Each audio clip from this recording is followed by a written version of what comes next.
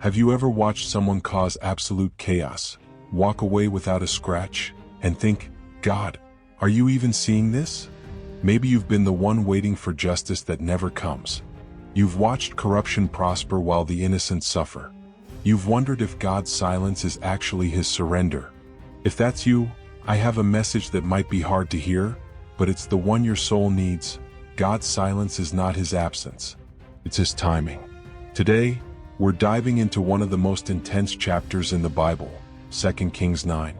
It's a story of secret anointings, high-speed chases, and a moment where a centuries-old prophecy finally hits its expiration date. Stay with me, because we're about to discover what happens when God finally says, enough, and why his timing is never, ever late. The story starts in a war zone. King Joram is wounded.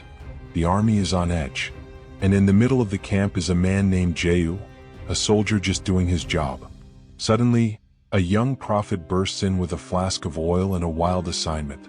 He pulls Jehu into a private room, pours oil over his head, and says, "You are the king. Your mission. And the house of Ahab." And then, the prophet bolts. He runs out the door before Jehu can even ask a question. Here's the first thing you need to know for your own life. God's calling often interrupts an ordinary day. Jehu didn't wake up looking for a crown. He was just being faithful where he was positioned. If you're wondering where your big moment is, ask yourself, am I being faithful in the ordinary? Because God doesn't just call the equipped, he finds the faithful. Jehu doesn't hesitate. He jumps in his chariot and drives like a madman toward Jezreel. When the watchmen see him coming, they send messengers to ask one question: is it peace? Jehu's response is iconic. What do you have to do with peace? Fall in behind me. Think about that. We often pray for peace in our lives while we're still protecting the very things that destroyed our peace.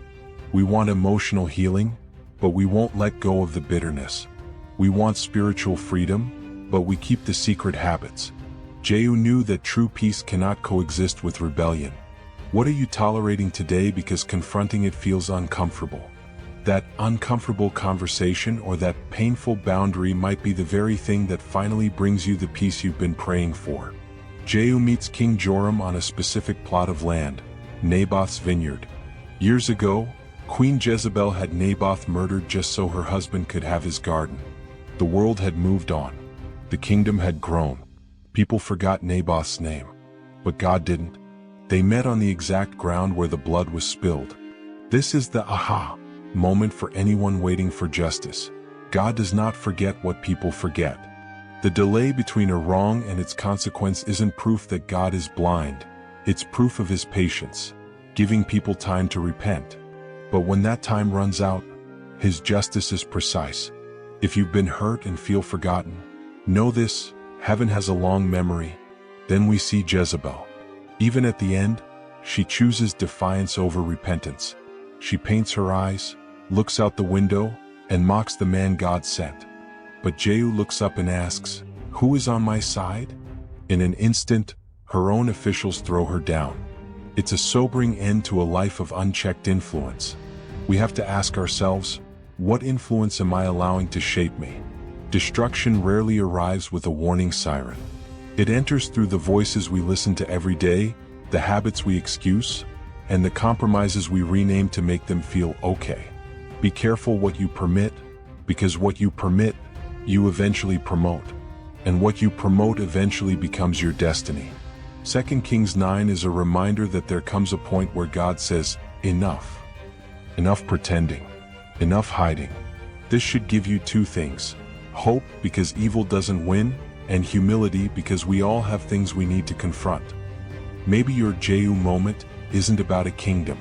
Maybe it's about one confession, one boundary, or one prayer you've been avoiding. Stop asking God to bless the things he told you to leave behind. If you're in a season where God feels slow, remember, his delay is not his denial. The clock is moving, even if you can't see the hands. In the comments, I want to hear from you. What is one thing you need to trust God with today instead of trying to control? Keep seeking him. Keep trusting him. Because your life is always better with Jesus.